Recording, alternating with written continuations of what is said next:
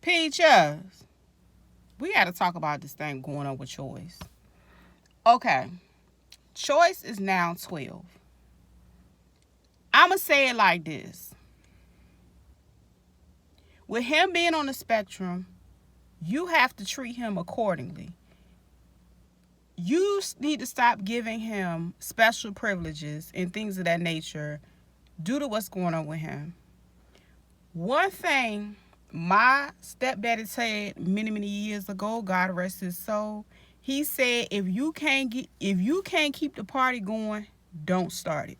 What I mean by that is, he was talking about like having a physical party, entertaining things of that. Baby, he said, if you ain't got no money, don't start no party, don't start, doing things for your friends and, having a good time. I'm saying that for Choice. You set the tone for him, right? You set the standards, you set the boundaries. And I understand he has a father, but my thing is he's not always there 24/8. Okay? He still needs to respect you as his mother. So, with that being said, he's 12. What I mean by that is when you got up in the mornings, you was taking him down to Dunkin' Donuts, pumping him up with sugar, taking him out to eat. And I'm not saying you can't take your son, but you was doing this every morning. That changed. You changed his routine. When you were enrolling your kids into daycare, it was time to go ahead and enroll him into something that was going to be able to support him before and after school as well. Okay? Or some type of ABA services, some type of, TDT services to engage with him to help him with his morning transition. It seems like that's a thing. That is a major thing for him in the morning. So to abruptly change it, and then you're frustrated because he wants to go to the zoo, he wants to go to the mall. You been let him go to the zoo, to the mall, to the gym, to the everywhere else on his way to school. Those were healthy I don't know if they were healthy. There were outlets that he liked. You decided to alter that and change that and get frustrated with him when he didn't want to go to school. That wasn't fair. So he acted out on it. He's angry. Right? I've had a child that used to get angry like that. That's why I can speak on it. Okay? Now, with that being said, I'm talking as a parent, as a person that works with kids with autism and special needs. You dropped the ball. Because this is the thing. You said, oh, well, Wood has this. No. He's 12. You'd have had 12 years to figure that out. You'd have had 12 years to say, okay, I might need assistance. This is when you need to be able to be on the phone with your auntie, your grandma, and all them. To find out what they did with May May. I don't know who May May is. I'm just saying figuratively, because there's somebody in your family or a child that they had to do a little bit more with to get it together with him. See, you done alienated all these people. I don't have no friends. Single mamas, this. That. Let me tell you something. You better get you somebody in your corner that can help you with that boy. Because one thing about it, them licks going to get harder. He going to get bigger. He ain't even hit puberty yet for real. So he's still kind of tiny. You might, he might be a little strong. But you still, no. It's not okay. And I understand, a father is supposed to do all this. And I get it. He's being his father. That's great. But it's going to be times where he's going to continue to exhibit his behavior. And you can't continue to enable him. So now is the time to go ahead and get him some support.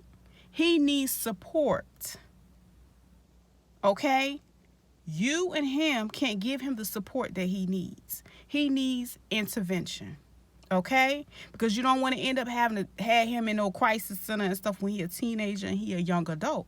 You need to be able to go ahead and transition him into school some type of way, and you need to go ahead and get some services to assist with doing that. Because this is ridiculous. That boy was going to go upside your head.